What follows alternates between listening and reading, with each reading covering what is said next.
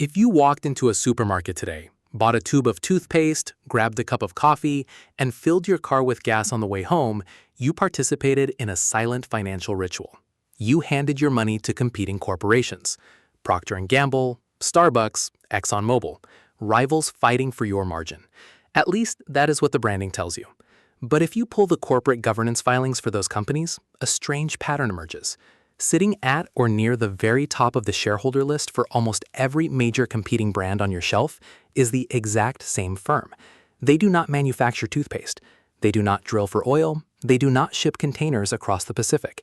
Yet they effectively finance and govern the supply chains of modern civilization. And chances are, you are funding them without even realizing it. For decades, we were taught that commercial banks were the undisputed masters of the global economy.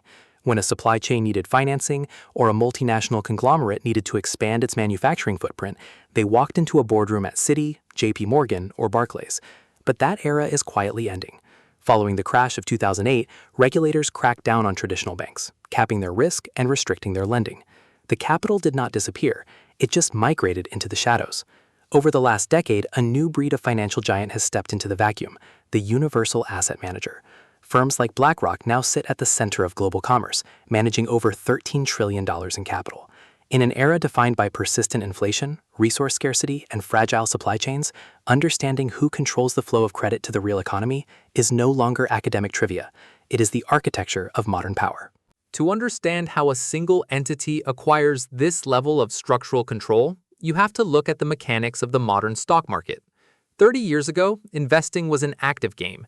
Stock pickers tried to beat the market by buying winners and selling losers. But that model was expensive and statistically inefficient.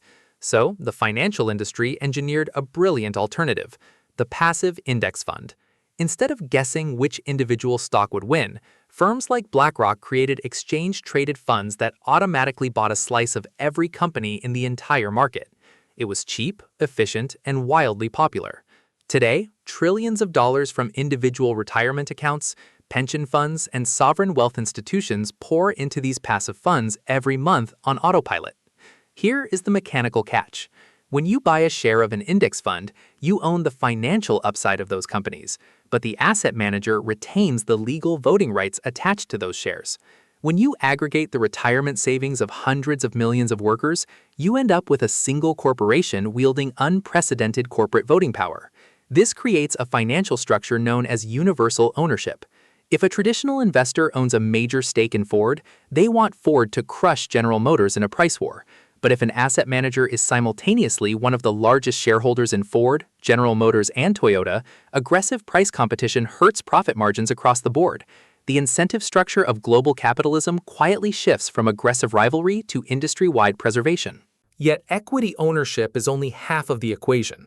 The real leverage lies in a hidden piece of software that operates as the central nervous system of global finance. In the late 1980s, BlackRock developed a proprietary risk management technology called Aladdin, short for Asset, Liability, Debt, and Derivative Investment Network. Initially, it was just an internal tool to measure bond risk. Today, Aladdin is leased out to the world's largest banks, insurance companies, and rival asset managers. It monitors, analyzes, and evaluates risk for tens of trillions of dollars in global assets daily. Think of it as the operating system of institutional capital. This is where the structural flaw in the system becomes undeniable. When the majority of the world's financial institutions rely on the exact same algorithm to evaluate risk and allocate capital, independent thinking disappears. If a single mathematical model decides that a specific sector, country, or supply chain is too risky, capital vanishes from that industry overnight, globally and simultaneously. It acts as an artificial consensus machine, transforming diverse markets into a single, synchronized herd. When executives from these universal asset managers are called before Congress or interviewed on financial television, they push a very consistent narrative. They claim they are merely passive fiduciaries, simple custodians holding stocks on behalf of firefighters, teachers, and retirees. They insist they do not run corporations, dictate prices, or control supply chains. That is the public relations reality. The structural reality is far more complex. Over the past 5 years, asset managers have quietly expanded out of public stocks and into the exploding world of private credit. When a mid-sized shipping logistics firm, a regional utility, or an industrial supplier needs loans to keep operating today, they increasingly bypass regulated banks entirely. They borrow directly from asset managers. Unlike commercial banks, these entities operate without Federal Reserve capital restrictions, without deposit insurance backstops, and without public scrutiny of their loan books. They are acting as unregulated middlemen, setting the terms of survival for the infrastructure of everyday life. The broader implication of this evolution is a fundamental rewiring of modern capitalism. We have traded the chaotic, highly competitive markets of the 20th century for a sleek, centralized system of financial technocracy. When a handful of universal owners provide the private credit, hold the corporate voting blocks, and supply the risk software for the global supply chain, traditional market dynamics cease to function normally.